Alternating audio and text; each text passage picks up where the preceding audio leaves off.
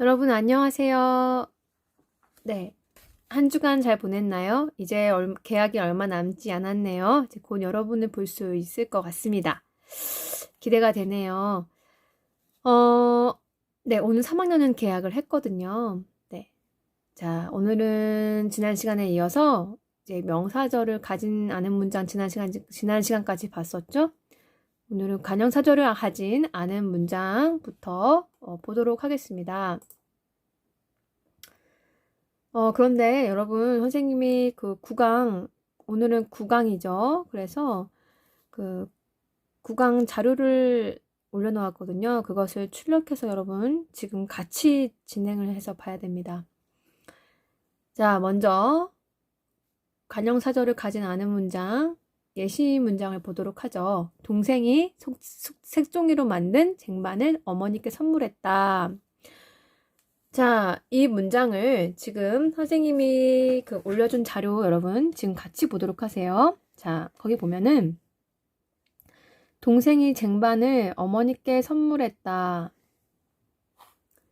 잠시만요.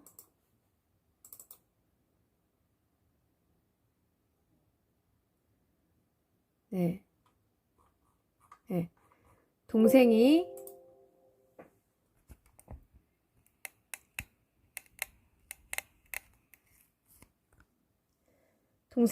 쟁반을 어머니께 선물했다.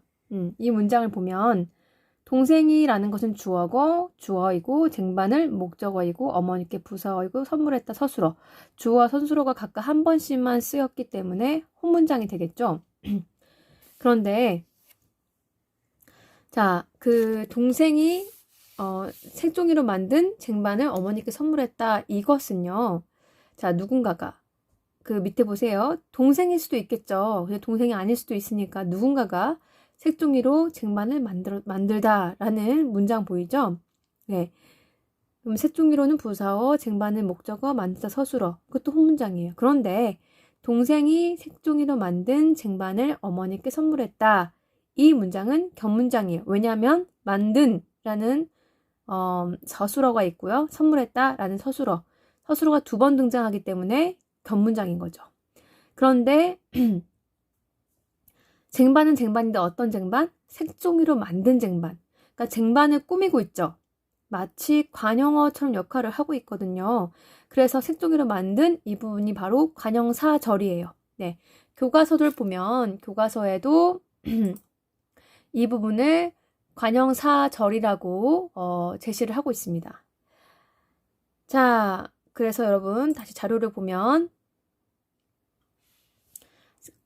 색종이로 만들다 할 때 만들다가 기본형 단어의 기본형이죠. 이 만들다에서 어간이 만들이고 어간에다가 관형어처럼 만들어주는 즉 이 서술어를 이 동사를 관형어처럼 쓰이게 만들어주는 존재가 있으니 그게 관형사형 전성어미 또는 관형사형 어미라고 해요. 전성이란 말을 생략하고 관형사형 어미, 명사형 어미 이렇게도 말할 수는 있어요. 좀 더 편하게 말하기 위해서. 자, 아무튼 만들이라는 어간에 관형사형 어미 니은이 붙으면 만든이 되는 거죠. 네. 여러분 자료에서 밑에 있는 문장과 비교해 보세요. 동생이 새 쟁반을 어머니께 선물했다. 네. 이러면 여러분 이거 혼문장이죠. 동생이라는 주어와 새, 관형사이죠. 관형사이자 관형어예요. 관형사라 함은 이 새라는 단어가 품사가 관형사라는 얘기고 그리고 이 새라는 단어가 쓰인 문장 안에서는 관형어이다. 이 때문에 관형사이자 관형어예요. 근데 쟁반을 꾸미고 있죠. 네, 똑같이 이 새라는 단어가 똑같이 색종이로 만든 이 말도 문장에서 쟁반을 꾸미고 있어요. 그렇기 때문에 관형어처럼 쓰이고 있죠. 하나의 문장이 이렇게 하나의 문장처럼 쓰일 수 있는 존재가 문장 안으로 들어와서 관형어 역할을 해주고 있습니다. 그래서 이런 전체 문장을 관형사절을 가진 않은 문장이라고 하는 거죠. 그리고 색종이로 만든 이 부분은 관형사절인 거죠. 자, 하나만 우리가 더 볼게요. 그가 만든 작품은 매우 훌륭했다. 선생님이 예시로 둔 문장들이요. 되게 굉장히 짧아요. 그 이유는 뭐냐면 뭔가 뭐 절이 들어간 문장은 굉장히 긴가 보다 이렇게 혹시 오해를 할까봐 선생님이 일부러 짧은 문장들을 많이 가져왔어요. 그러니까 절이 들어간다고 해서 즉 아는 문장이라고 해서 다 길이가 길지 않아요. 우리가 일상생활에서 아는 문장 정말 얘기 많이 하거든요. 볼게요. 그가 만든 작품 매우 훌륭했다. 네. 자, 그런데 이 문장 보세요. 짧지만 그가 훌륭한 거예요? 작품이 훌륭한 거죠? 네, 작품이 매우 훌륭했대. 작품은 매우 훌륭했다. 근데 무슨 작품? 그가 만든 작품이에요. 잠깐만요. 이 가로가 여기 들어가면 안 되고 여기 들어가겠네요. 네, 그가 만든 작품은 매우 훌륭했다. 네, 그렇게 돼야겠죠. 네, 그가 만든 작품은 매우 훌륭했다. 그럼 작품은 작품인데 어떤 작품? 그가 만든 거예요. 네, 그러면 이 문장은 지금 보면은 두 개 어떠냐? 그가 작품 만들다 이 말과 작품 매우 훌륭했다 이 말이 합쳐진 말인 거예요. 그래서 작품이란 말이 겹치죠. 그래서 그 겹친 부분을 가지고 이렇게 다시 새롭게 조합을 한 것이죠. 근데 작품은 작품인데 어떤 작품? 그가 만든 작품이라고 작품을 꾸미고 있기 때문에 이 부분이 바로 관형사절인 거죠. 관형사절이 되는 거죠. 자, 네. 관형사형 전성어민은요, 여러분 종류가 굉장히 좀 많아요. 니은, 니은, 는, 던, 릴, 뭐 이렇게 있다고 교과서 제시가 돼 있죠. 19번째 줄에 보면, 네, 이렇게 제시가 되어 있죠. 는, 네. 여기 는, 니은, 던, 리을 이렇게 쓸 수 있다고 제시가 되어 있잖아요. 네, 그런 걸 보면은 네, 굉장히 종류가 여러 가지인데 자, 그래서 하나씩 선생님이 예시를 이제 예시 자료에 들었거든요. 그러니까 여러분 같이 보도록 하죠. 네.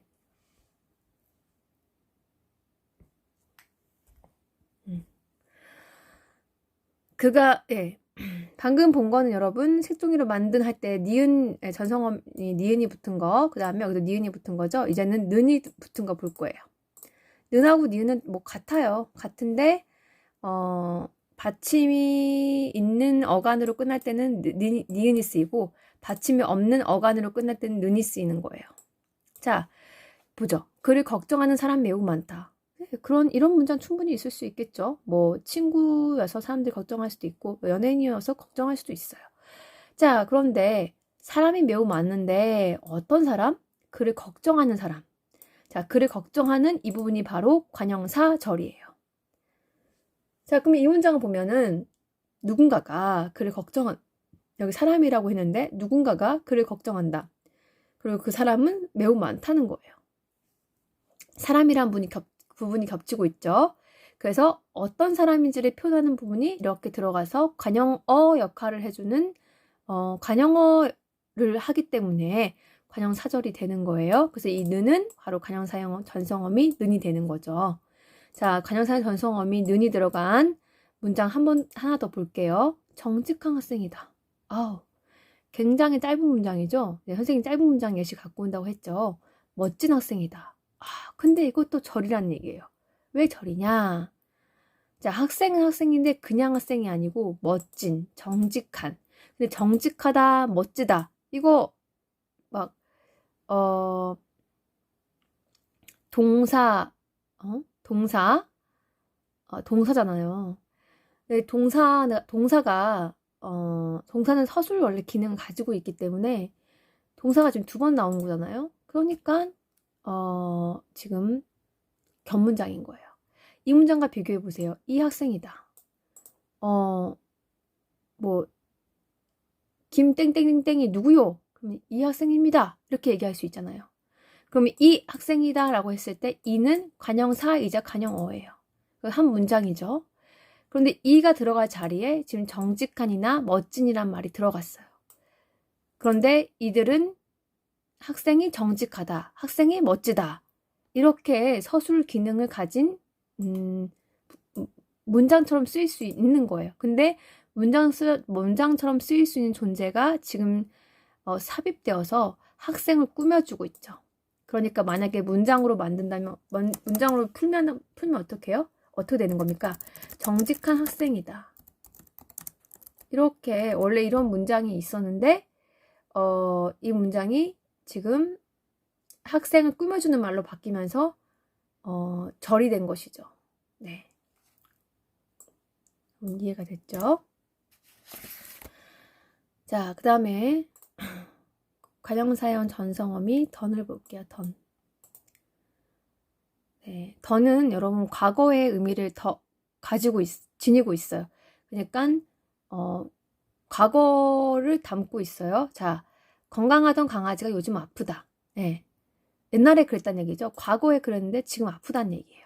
자, 그런데 강아지는 강아지인데 어떤 강아지? 강아지가 건강했다. 그리고 그 강아지가 요즘 아프다라는 두 개의 문장이 결합하면서 강아지라는 부분이 겹치기 때문에 강아지를 꾸며주는 말로 관형어로서 건강하던이 들어가 있죠. 이 건강하던은 관형 사절이고 던이 결합해서 이렇게 된 것이죠.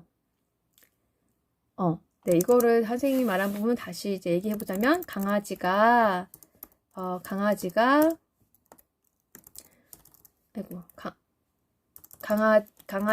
건강했다. 네, 건강했다. 아이고, 건강했다. 이 문장과 그다음에 강아지가 요즘 아프다.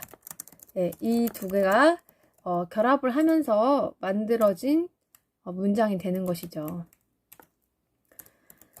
자, 하나 더 볼까요? 비실되던 예전의 모습이 아니다. 네, 그 누군가가 비실됐었는데 지금 그 모습이 아니라는 거예요. 네. 자, 여기 보면은 비실되던 모습이 아니다. 이렇게도 할 수 있겠지만 예전에 말한 말도 추가됐어요.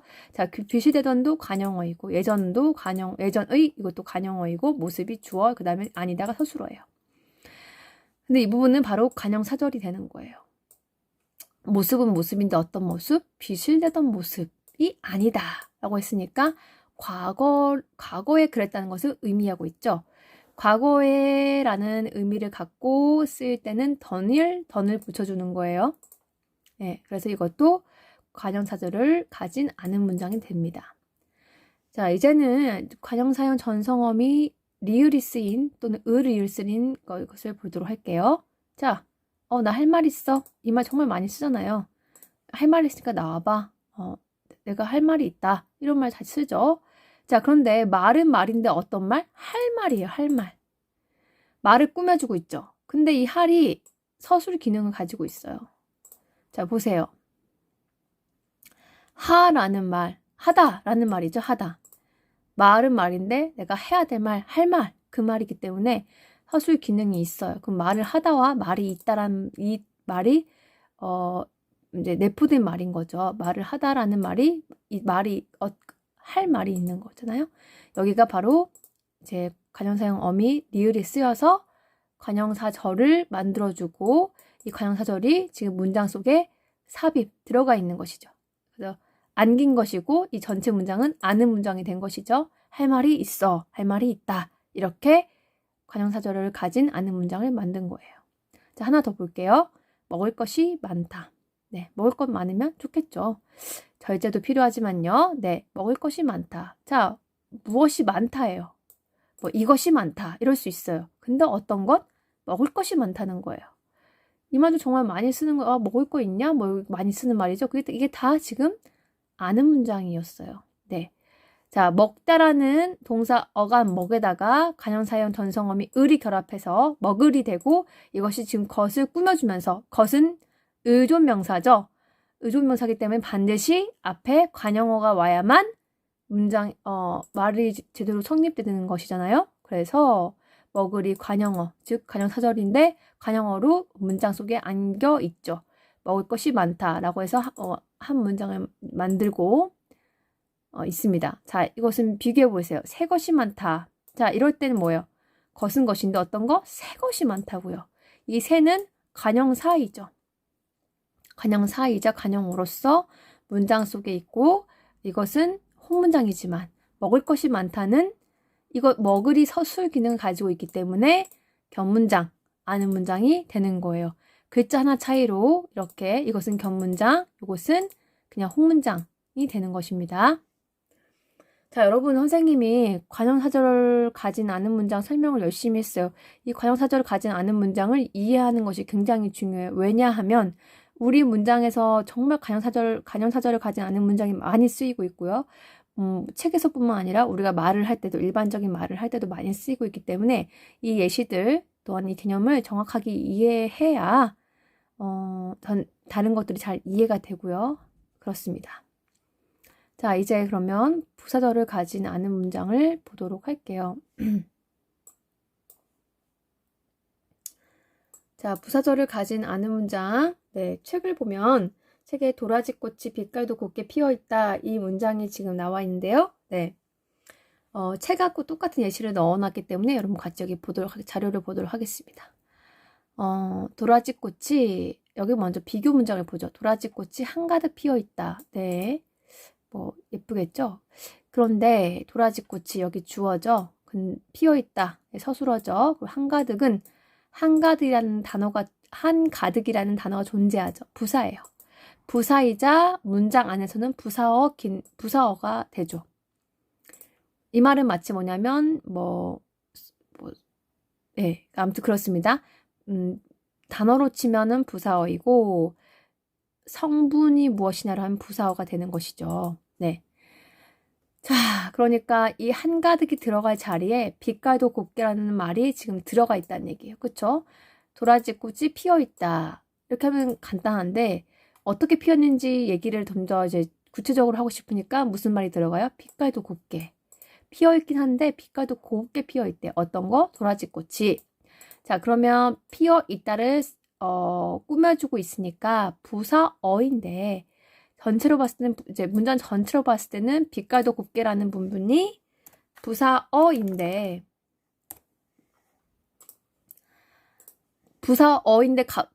보니까 빛깔도 곱게라고 했죠. 그러면 이 말은 뭐예요? 빛깔이 곱다. 도라지꽃이 빛깔이 곱다. 이라는 문장과 그 다음에 도라지꽃이 피어있다.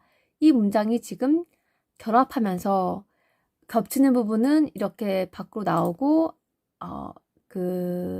똑같은 공통분모는 빠지고, 이 부분만 부사절이 되어 있는 거예요. 자, 곱다는 것은 여러분, 빛깔이 고운데, 이 빛깔은 누구 빛깔이에요? 도라지꽃이죠. 그러니까, 도라지꽃이 빛깔이 곱다라는 문장과 도라지꽃이 피어있다는 이 문장이 결합하면서, 공통분모인 도라지꽃은 그대로 유지가 되고, 나머지는 이렇게 부사어로 변형이 된 거예요. 변형이 되게 만들어준 존재가 누구예요? 이 개예요, 개. 네. 자, 선생님 말이 혹시 잘 이해되지 않는 학생은 조금 이거를 대감기에서 다시 들어보고, 또 교과서 예시문도 다시 읽어보면서 좀 더 곱씹어 본다면 여러분이 차차 천천히 하나씩 이해가 될 거예요. 예시문 보면서 좀 더 우리가 좀 더 이해를 해보도록 합시다. 풍경이 눈부시게 아름답다라는 문장 볼까요? 풍경이 눈부시게 아름답다. 여러분, 풍경이 아름답다 이렇게만 할 수도 있죠. 그런데 이렇게만 말하기엔 뭔가 심심해요. 아쉬워요. 더 표현을 하고 싶어요. 그래서 눈부시게 아름답다 이렇게 말할 수 있죠. 근데 여러분, 눈부시다도요, 서술어예요. 네, 눈부시다 동사거든요. 눈부시다, 눈부신다. 아니, 네, 네, 형용사거든요. 형용사인데, 네, 형용사인데, 자, 이 단어가 지금 형용사니까 어떤 서술 기능이 있잖아요. 동사, 형용사가 서술 기능이 있는 단어이기 때문에. 그런데 지금 풍경이 눈부시게 아름답다라고 하면서 문장 속에 들어와 있죠. 그러니까 눈부시다는 것도 형용사이고 아름답다도 형용사니까 서술어가 2번 쓰였죠. 그래서 견문장이죠. 근데 무슨 견문장이냐? 이어진 문장 아니죠. 아는 문장이죠. 아는 문장인데 아름답다를 꾸며주고 있기 때문에 이것은 부사어이고 부사어 기능을 하는 것이니까 부사절을 가진 않은 문장이 되는 거죠. 그래서 이 말은 풍경이 눈부시다와 풍경이 아름답다 이렇게 말이 결합하면서 이렇게 되는 것이다 라고 볼 수 있습니다. 자, 부사형 전성어미에 도록도 있어요. 도록 예시 문장이 교과서에 안 나와 있어서 선생님이 가져왔습니다. 선생님이 들었어요. 아이가 앉도록 자리를 비켜주자 이렇게 만들 수 있겠죠. 여러분 이것은요 순서를 교체를 할 수 있어요. 아이가 앉도록 자리를 비켜주자 요 사이에 넣을 수 있거든요. 그러면 자리를 아이가 앉도록 비켜주자. 네, 문장이 그래도 의미가 똑같죠. 우리말에서 비교적 문장의 위치가 좀 더 그 문장 안에서 위치가 조금 자유로운 게 바로 부사어이거든요. 그래서 이렇게 바꿔 쓸 수 있다는 거 추가로 얘기하고요. 참고로. 그럼 여러분 이 비교 문장하고 비교해 보세요. 우리가 자리를 옆으로 비켜주자. 자리를 옆으로 비켜주자. 이렇게 할 경우에는요. 자리를 목적어, 옆으로 부사어, 비켜주자 서술어. 혼문장이에요. 네. 왜냐하면 옆으로라는 이 말은 옆이라는 명사와 으로라는 부사격 조사가 결합한 말로서 부사어가 된 것이기 때문에 서술 기능을 지니고 있지 않아요. 그래서 이것은 혼문장이죠. 네, 부사어이고요. 그런데 여러분 이것과 비교하면 자리를 비켜주자. 근데 어떻게? 아이가 앉도록 비켜달라는 얘기잖아요. 이것은 앉다라는 말이 이 안이란 말이 서술 기능이 있는 단어잖아요. 서술어잖아, 서술어. 그렇기 때문에 서술어가 2번 쓰였기 때문에 이것은 견문장, 아는 문장이 되는 것이죠. 근데 어떻게 안겨 있느냐? 도록이란 말로 결합되어 있으니까 부사어 기능을 문장에서 하고 있기 때문에 바로 부사절을 가진 아는 문장이 되는 것이죠. 자, 선생님이 설명이 조금 빨랐나요? 네, 지금 열심히 선생님이 말을 한다고 했는데 여러분 이해가 잘 되지 않으면 꼭 카페나 이렇게 선생님들 개인 쪽지를 주거나 뭐 이렇게 꼭 문의를 해서 최대한 알려고 여러분 노력을 하면 좋겠고요. 이 부분은 선생님이 얘기했다시피 이 아는 문장 부분을 잘 이해하면 뭐 문법의 50%, 60% 이상을 70% 정도를 해결하게 됩니다. 그래서 거의 완성체에 이룰 수 있다 할 정도로 그래서 잘 알아야 두어야 하거든요. 이건 미룰 부분이 아니에요. 매체를 선택한 학생, 언어와 매체를 선택한 학생이라면 이 부분을 잘 알아야 됩니다. 자, 이제 서술절을 가지는 않은 문장을 볼게요. 네. 자, 볼게요. 바닷가가 공기가 좋다. 라고 하죠. 공기가 좋다. 네. 그럼 바닷가가 좋다. 이렇게만 말할 수도 있어요. 그쵸? 바닷가가 좋다. 이러면은 그것은 혼문장이 되겠죠. 좋다라는 서술어 한 번 나오니까. 근데 바닷가가 공기가 좋다. 이러면요. 바닷가가 좋은데 공기가 좋다라는 말이 돼서 지금 주어가 2번 나오죠. 근데 그래서 바닷가가 공기가 좋은데 어떤 공기가 좋은 거예요? 바닷가 공기가 좋다는 얘기잖아요. 그래서 이 전체가 요 부분이 지금 서술어이자 서술절이 되는 거예요. 자, 하나의 문장 같은데 그냥 공기가 더 좋은 건 아니죠. 바닷가가 공기가 좋다는 얘기니까 이 부분이 서술어가 되기 때문에 문장 안에서 문장 전체로 봤을 때는 이 부분이 가로쳐진 부분이 어가 되기 때문에 여기가 서술절이 됩니다. 자, 비교해보면 바닷가가 예쁘다, 바닷가가 시원하다 이런 말들 있죠.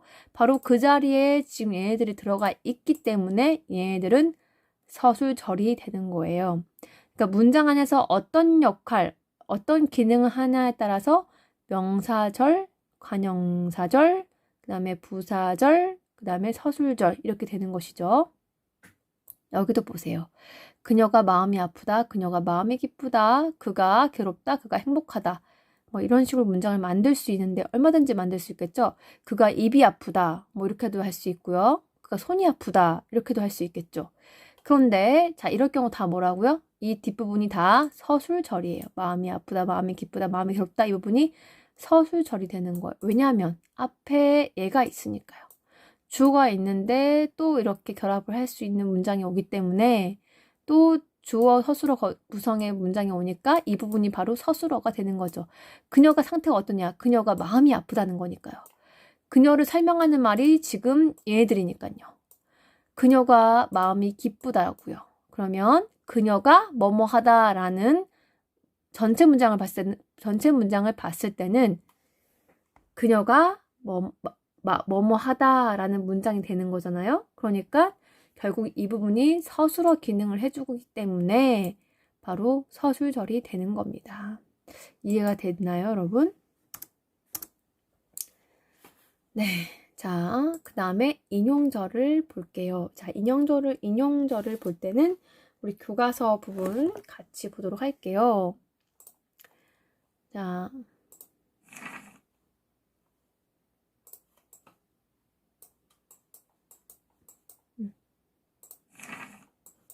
자, 네. 인용절. 자, 여러분, 인용이라는 것은, 여러분, 밑줄 그을게요. 교과서 78쪽. 78쪽에, 10번째 줄부터 나와 있죠? 네. 누군가의 말이나 생각을 인용한 부분을 인용절이라고 한다. 자, 인용절의 개념이죠. 여러분, 인용이 뭐예요? 인용이 누군가의 말이나 생각을 옮겨 쓰거나 옮겨 말하거나 내가 갖고 와서 말을 할 때 그것을 인용이라고 해요. 근데 문장 속에 이런 것이 등장할 경우에는 이것을 인용절이라고 하는 거예요. 자, 인용절은 두 가지 종류가 있어요. 직접 인용절과 간접 인용절. 네. 직접 인용절은 전성 어미는 없고 라구를 쓰고 조사 라구를 쓰고 간접 인용절에는 고를 사용해요. 자, 여러분, 그런데 여기에는 꼭 밑줄 쳐주세요. 직접 인용절은요, 따옴표를 넣어서 말을 하고 인용을 하고 조사 라고를 붙여요. 그런데 간접 인용절은 따옴표 하지 않고요, 조사 고를 붙이고요, 종결 어미는 헤라츠로 바꾸고, 자, 여기를 종결 어미가 헤라츠로 바꾸고 대명사도 하자의 간접에 맞게 바꿔야 한다. 이 부분 밑줄 꼭 쳐주세요. 중요한 부분이에요. 네, 제 마지막 줄이죠. 자, 무슨 말인지 여러분이 좀 더 감이 안 오는 학생도 있을 것 같아서 우리 예시 문장 보면서 같이 한번 볼게요. 먼저 책에 나오는 예시부터 볼까요? 만약에 희철이라는 애가 있었어요. 희철이가 선생님을 만난 거예요. 선생님이 희철이한테 이렇게 말하죠. 너 금요일까지 보고서 내야 돼. 라고 선생님이 희철이한테 얘기를 하셨어요. 자, 이거를 친구한테나 부모님께 전달을 하려고 할 때, 나 이런 일이 있었다라고 얘기를 하려고 할 때 어떻게 말하겠어요? 직접 인용을 한다면 선생님께서 너 금요일까지 보고서 내야 돼 라고 말씀하셨어. 이렇게 되겠죠? 그러면 선생님의 한 말 그대로 옮겨온 거죠. 그대로 옮겨온 거, 이것은 직접 인용절이에요. 네, 그대로 옮겨왔으니까 직접 인용절이 되는데, 자, 그런데 직접 인용하지 않고 간접적으로 인용하는 경우가 더 많죠. 우리가 일상생활 대화를 할 때는. 야, 선생님께서 내가 금요일까지 보고서를 내야 한다고 하셨어. 뭐 이렇게 말할 수 있겠죠? 자, 그럴 경우에는 선생님이 말을 할 때는, 선생님이 딱 그 당시 발화를 할 때는, 희철이에게 말을 할 때는 너 금요일까지 보고서 내야 돼. 이렇게 말씀하셨겠지만 내가 말을 옮길 때는 내가 금요일까지 보고서를 내야 된다고 하셨어. 이렇게 되겠죠.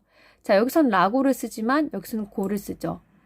네, 그리고 선생님이 말할 때는 너라고 했겠지만 그 말을 내가 옮기다 보니까 내가라는 내 입장에서 내가라고 하는 거예요. 자, 지금 그 말을 교과서에서 언급을 하고 있는 거예요. 자, 우리 이제 같이 자료를 보면서 우리가 좀 더 이해를 해봅시다.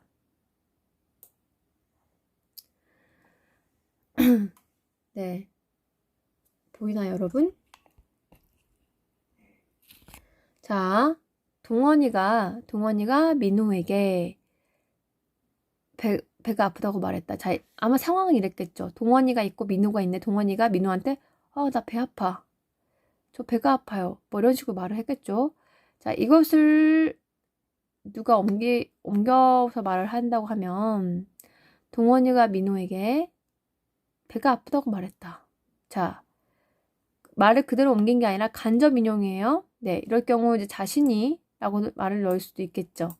자, 이것은 제3자가 지금 동원이가 민호에게 한 말을 누군가 말을 하고 있는 상황이라고 볼 수 있겠네요. 자, 직접 인용을 한다고 칩시다. 자, 동원이가 민호에게 삼촌, 저 배가 아파요 라고 말했다. 자, 이럴 경우 어때요? 직접 인용을 할 때는요, 따옴표 들어가고요, 라고라는 조사를 쓰고요, 인용 조사를 쓰고요, 그 다음에 아파요 라고 했죠. 이건 뭐예요? 해 요체니까. 그러니까 삼촌이기 때문에 두루 높임체를 쓰고 있어요. 아직 우리 높임 표현을 안 배웠지만 여러분도 아파요가 높임 표현이란 것은 알고 있잖아요. 여러분도 뭐 선생님께 뭐 배가 아파서 조퇴를 해야 될 경우 배가 아파요 이렇게 여러분도 말들을 하죠. 배가 아파 이러진 않잖아요. 네, 이렇게 아파요라고 하는데 간접 인용을 하게 되면은 아파요라고 했으나 발아 당시에는 아파요라고 했으나 아프다가 돼요. 그럼 이건 여러분 높인 거에 낮춘 거예요? 아프다라는 말은 높인 것도 아니고 낮춘 것도 아니죠. 네. 자, 이 부분이 중요해요, 여러분. 우리가 간접 인용을 하게 되면요. 여러분 교과서에다가 밑줄 쳐준 부분을 다시 한번 적어주세요. 종결 어민이 헤라치로 바뀌고 이 부분을요. 밑줄 치고 밑에 적습니다. 높임 표현의 중화. 높임 표현의 중화. 네. 자, 여러분 간접 인용을 하게 되면요. 종결 어미 부분이 종결 어미 부분에서 높임 표현이 중화돼요. 자, 중화된다는 얘기는 높이는 것도 아니고 낮추는 것도 아닌 표현이 되는 거예요. 중간. 예를 들면 인사한다. 아니자. 밥을 먹는다 라는 문장 생각해 보세요. 밥을 먹는다. 높이려면 어떻게 해야 돼요? 뭐 밥을 드신다라고 해야 될 거고요. 낮춘다면 밥을 먹어. 뭐 이렇게 되겠죠. 근데 먹다라는 단어는 높인 것도 낮춘 것도 아닌 그런 말이 되는 거예요. 근데 간접 인용을 하게 되면 이렇게 중화가 되게 하게 됩니다. 네, 여러분 이걸 잘 알아야 되고요. 대명사도 하자의 간접에 맞게 바꿔야 한다. 이 말은 다시 예시 문장 보면은 삼촌, 저 배가 아파요. 네, 직접 인용을 하면 저 배가 아파요. 이렇게 됩니다. 나 배 아파요. 이렇게 알 수 있어요. 그렇지만 간접 인용을 하게 되면은 자신이라는 말이 들어갑니다. 네, 화자의 관점에서 지금 이렇게 된 것이죠. 자, 한 문장 더 볼게요. 찬원이가 자신은 집에 가고 싶다고 말했다. 자, 간접 인용절이에요. 인용조사 고가 왔고요. 가고 싶다. 예, 역시 높임 표현이 지금 중화되어 있는 거 보이죠? 그런데 직접 인용을 하게 되면요. 찬원이가 나 집에 가고 싶어 라고 말했다. 이렇게 돼 있죠. 직접 인용조사 라고가 쓰였고요. 따옴표도 들어가 있고 나 집에 가고 싶어. 싶어니까 지금 반말을 하고 있죠. 반말체. 네? 반말로 돼 있고 나라는 인용 표현, 나라는 말을 쓰고 있는데 그 말이 이 간접 인용절이 되면 자신은 이라는 말로 바뀌게 된다는 거예요. 그래서 여기 인칭 부분하고 마지막 뒤에 그 어미 부분이 이렇게 변화가 있다. 직접 인용절은 말한 그대로 옮겨 적으면 되지만 간접 인용절은 이런 부분에서 변화가 있다는 거 여러분 잘 알아두어야겠습니다. 자, 여러분 이렇게 해서 오늘 관형사절 가진 않은 문장, 부사절을 가진 않은 문장, 서술절을 가진 않은 문장, 인용절을 가진 않은 문장까지 같이 봤습니다. 그래서 여러분 이제 과제가 나갈 거예요. 자, 과제 잘 여러분 적어서 수행하길 바랍니다. 명사절을 가진 않은 문장. 자, 저번 시간에 명사절을 가진 않은 문장 봤었죠? 근데 가지는 안 해줬어요. 명사절을 가진 않은 문장, 명사형 어미 기가 있었고요. 명사형 어미 음이 있었어요. 요거 각각 문장 만들어주세요. 그 다음에 관형사절을 가진 않은 문장, 어미가 총 관형사형 어미가 하나, 둘, 셋, 넷, 4개죠. 니은, 는, 릴, 던. 네, 이거 각각 넣어서 문장 각각 만들어주세요. 그 다음에 부사절을 가진 않은 문장, 부사형어미 개하고 도록을 넣은 문장 만들어 주세요. 그 다음 서수절을 가진 않은 문장 만들어 주세요. 서수절에도 어미 전성어미가 없죠.